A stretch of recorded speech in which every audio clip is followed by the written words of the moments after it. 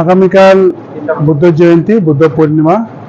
এই বুদ্ধ পূর্ণিমা উপলক্ষে আজকে আমরা এখানে এসেছি ক্যান্সার হসপিটাল আগরতলা। এসে এখানে পেশেন্টদেরকে আমরা ফল, ফ্রুট, মিষ্টি ডিস্ট্রিবিউশন করেছে। আর আমরা প্রার্থনা করেছে ওরা সবাই তাড়াতাড়ি সুস্থ হওয়ার জন্য। এই উপলক্ষে আমরা আজকে এখানে এসেছি। আজকে এখানে ফ্রুটস ডিস্ট্রিবিউশন করেছে। আগামীকাল আমাদের বৃন্দাবন বুদ্ধ বিহারে বুদ্ধ জয়ন্তী পালন করা হবে।